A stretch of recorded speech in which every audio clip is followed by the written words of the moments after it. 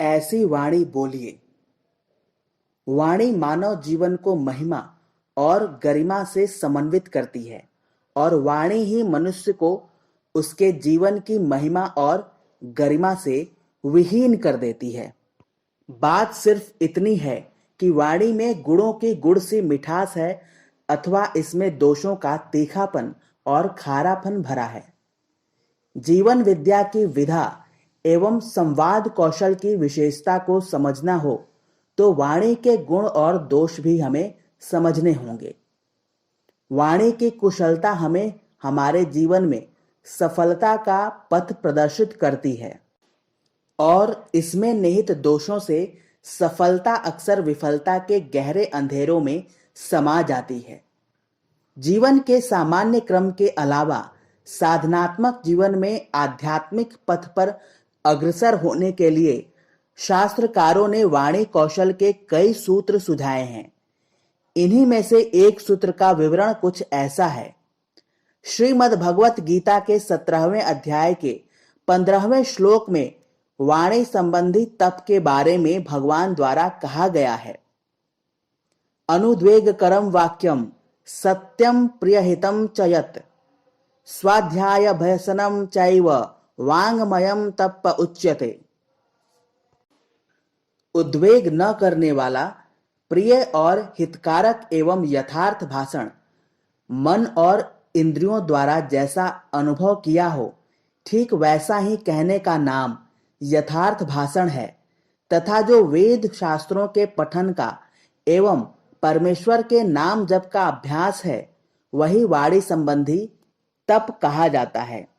अर्थात ऐसी वाणी जिसमें प्रिय, हितकारक व यथार्थ भाषण हो, उद्वेग न हो और वेद शास्त्रों के पठन व परमेश्वर के नाम जप का अभ्यास हो, वह वाणी तप से युक्त है और प्रभावी है। अतः परमेश्वर के नाम जप से, मंत्रों के जप से व तप से वाणी शुद्ध होती है और सिद्ध होती है। तो वही झूठे वचन कहने से, दुर्वचन कहने से, दूसरों को अपनी वाणी से आहत करने से वाणी अशुद्ध व अपवित्र होती है और उसकी महत्ता व प्रामाणिकता विनष्ट होती है। अतः वाणी ऐसी हो जो प्रिय हो, हितकारक हो। इसलिए दूसरों से अपने वचन तभी कहो जब उसे बोलने से किसी का कुछ हित होने वाला हो, अन्यथा मत बोलो और जिस ढंग से बोलो वह ढंग, वह तरीका प्रीतिकर हो, रुचिकर हो, क्योंकि कड़वा सत्य भी इस तरह से बोला जा सकता है जैसे कोई किसी को गाली दे रहा हो। यदि कोई व्यक्ति अंधा है तो उसे अंधा कहकर पुकारना असत्य नहीं है, लेकिन यह कड़वा सत्य है और एक प्रकार से यह दूसरों पर वाणी से किया जाने वाला तीखा प्रहार है। लेकिन यदि उसे सूरदास कहकर पुकारा जाए तो उसमें एक वाणी का माधुर्य है। इस प्रकार वाणी का प्रयोग सत्य का ऐसा उपयोग है जो कटु सत्य को प्रिय वाणी का रूप देता है।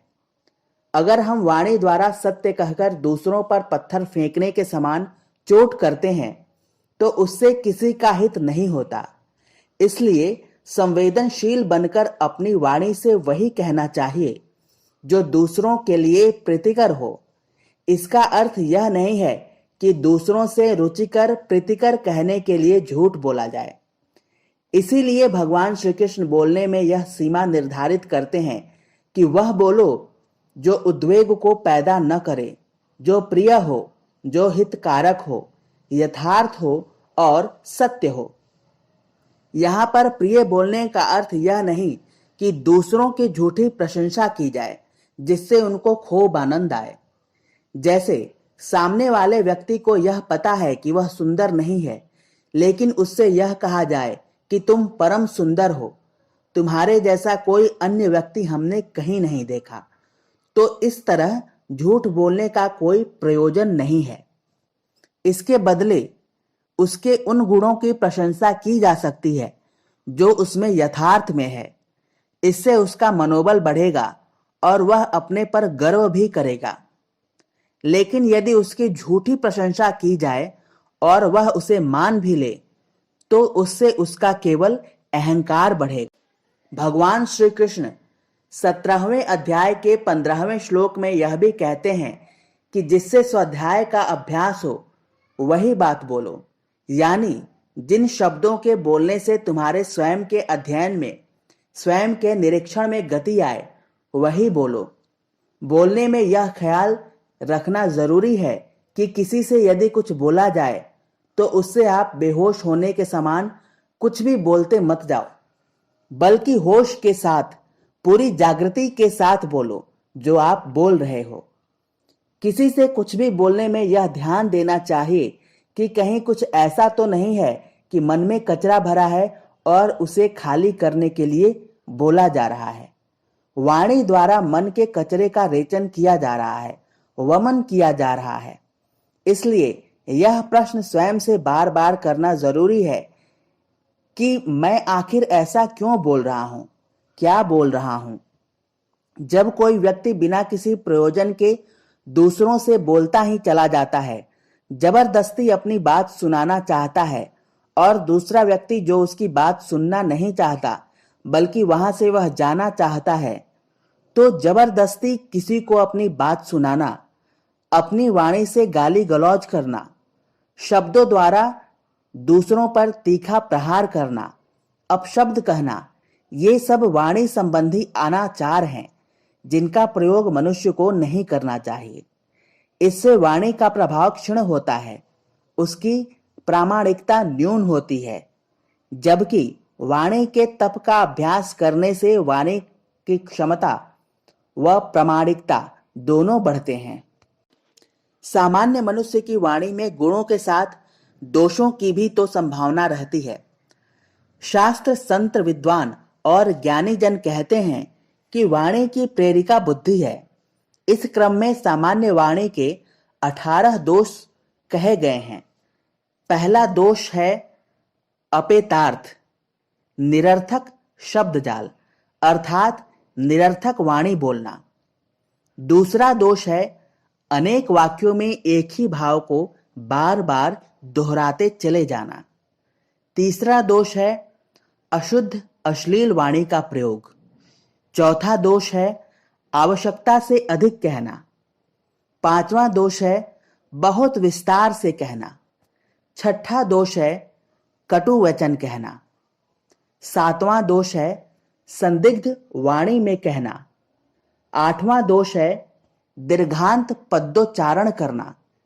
नवां दोष है श्रोता से मुंह फेर कर बोलना। 10वां दोष है असत्य बोलना। 11वां दोष है त्रिवर्ग के अथवा चतुर्वर्ग, अर्थ, धर्म, काम, मोक्ष के विरुद्ध बोलना। 12वां दोष है कर्णकटु यानी कड़वे शब्दों का वार्तालाप में प्रयोग करना। 13वां दोष है कठिनता से उच्चारण करने योग्य शब्दों को कहना। 14वां दोष है उल्टे पलटे ढंग से यानी विपर्यस्त क्रम में अपनी बात कहना।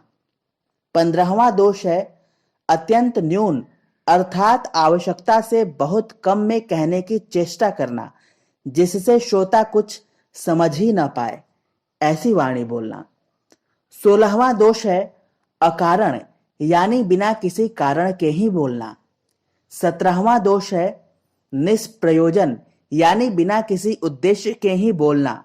एवं 18वां दोष है अनर्गल वाणी का प्रयोग करना। ये वाणी के 18 दोष कहे गए हैं। पुनः आगे कहा गया है कि 1 काम, 2 क्रोध, 3 लोभ, 4 भय, 5 दैन्य, 6 अनार्यता, 7 हीनता, 8 गर्व एवं 9 दया से गदगद होकर बोलना। ये 9 दुर्बुद्धि जन्य वाक्य दोष हैं। श्रोता या वक्ता इन दोनों में से किसी के भी कपट पूर्वक भाषण करने से यथार्थ बात छिपी ही रह जाती है।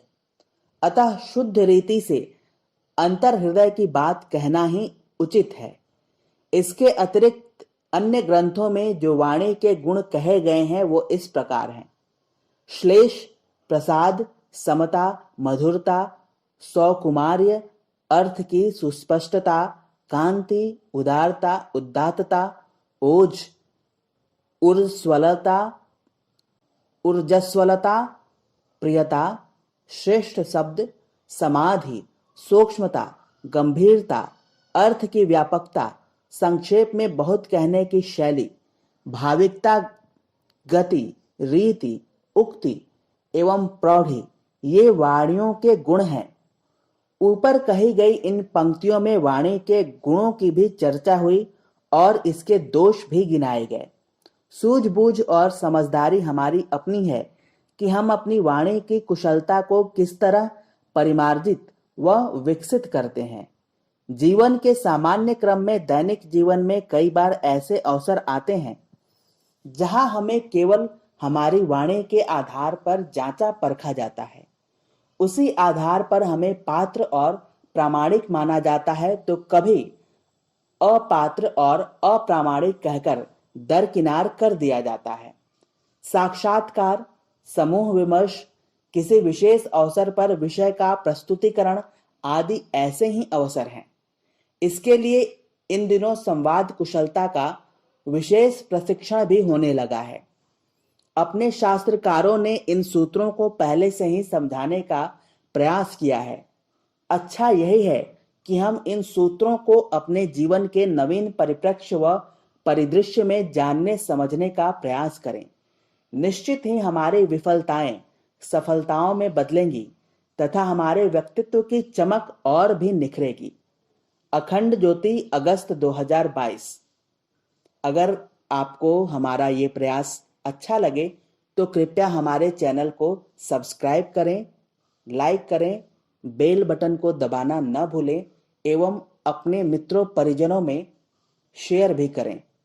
अगर आप हमें कुछ सुझाव देना चाहते हैं, कुछ सुधार के लिए सलाह देना चाहते हैं, तो कृपया कमेंट बॉक्स में अपना सुझाव अवश्य दें।